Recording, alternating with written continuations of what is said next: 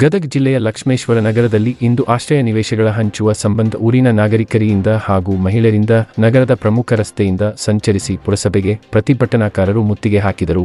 ಇದೇ ಸಂದರ್ಭದಲ್ಲಿ ಮಾತಾಡಿದ ಜಗಲಿ ಚೆನ್ನಪ್ಪ ಅವರು, ಉಳ್ಳವರಿಗೆ ನಿವೇಶನ ನೀಡಬೇಡಿ, ಕಡುಬಡವರಿಗೆ ನಿವೇಶ ನೀಡಬೇಕೆಂದು ಲಕ್ಷ್ಮೇಶ್ವರ ನಾಗರಿಕರ ಪರವಾಗಿ ಪುರಸಭೆಯ ಅಧಿಕಾರಿಗಳಿಗೆ ಹಾಗೂ ಸರ್ವ ಸದಸ್ಯರಿಗೂ ಮನವಿ ಮಾಡಿಕೊಂಡರು. ಹಾಗೂ ಬಡವರಿಗೆ ಕೊಡದಿದ್ದರೆ ಈ ಪ್ರತಿಭಟನೆ ಮುಂದಿನ ದಿನ ಉಗ್ರ ಹೋರಾಟ ಮಾಡಬೇಕಾಗುತ್ತದೆ ಎಂದರು.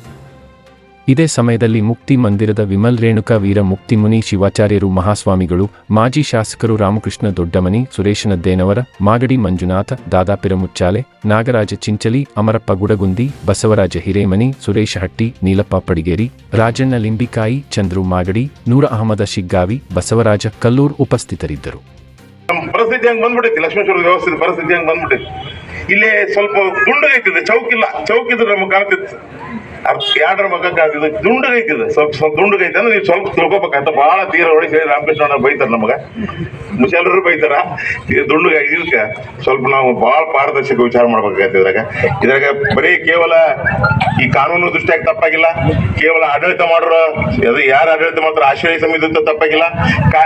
ಅವ್ರಿಬ್ಬರನ್ನ ಮಿಕ್ಕಿ ಈ ಸಿಬ್ಬಂದಿ ವರ್ಗ, ಯಾವ ಸಿಬ್ಬಂದಿ ವರ್ಗ, ಪುರಸಭೆ ಸಿಬ್ಬಂದಿ ವರ್ಗ, ಅವರು ತಮ್ಮ ಕೈ ಚಂದ ತೋರ್ಸ್ಯಾರ. ಇಲ್ಲಿ ಅವ್ರು ತಮ್ಮ ಏಜೆಂಟ್ರನ್ನ ಬಿಟ್ಟು ಯಾವ ಅಧಿಕಾರಿಗಳ ಏನೇನ್ ನಡೀತೈತೆ ಅವ್ರವ್ರು ತಮ್ಮ ಏಜೆಂಟ್ರನ್ನ ಬಿಟ್ಟು ಏನೇನ್ ವಸೂಲಿ ಮಾಡ್ಕೊಂಡು ಏನೇನ್ ಮಾತಾಡ್ಕೊಂಡ್ರ ಮೆಂಬರ್ಗೆ ನಾ ಇದನ್ನ ಹಾಕಿಲ್ಲ ಅಂತ ಕೇಳ್ತಾರೆ. ನಾ ಇದನ್ನ ಹಾಕಿಲ್ರಿ ಅಂತ ಅವ್ರು ಹೇಳ್ತಾರ. ಮತ್ತೆ ಇದು ಹೆಂಗ್ ಬಂತು, ಇವ್ರ ಮನೆ ಹೆಂಗ್ ಬಂತು ಅಂತ ಕೇಳಿದ್ರೆ ಅವ್ರದ್ದು ಏನೈತೆ ಗೊತ್ತಿಲ್ರಿಪ್ಪ, ಅದನ್ನ ಯಾರು ಕರಿ ನೋಡೋಣ. ಆ ಆಫೀಸರ್ ಇದ್ದ ಹಿಂದಿದ್ದ ಇವ ಮಾರಾಯ ಹಿಂಗೆಲ್ಲ ಅನ್ಯಾಯ ಕೊಂಡ್ರೆ ಇದನ್ನ ನೋಡ್ಕೊಂಡು ಸುಮ್ಮನೆ ಕುಂದ್ರ ನಾವು ಬಹುಶಃ ಇಲ್ಲಿ ನಿಂತವ್ರು ಯಾರು ನಾವು ಮನೆ ಕೇಳೋಲ್ಲ.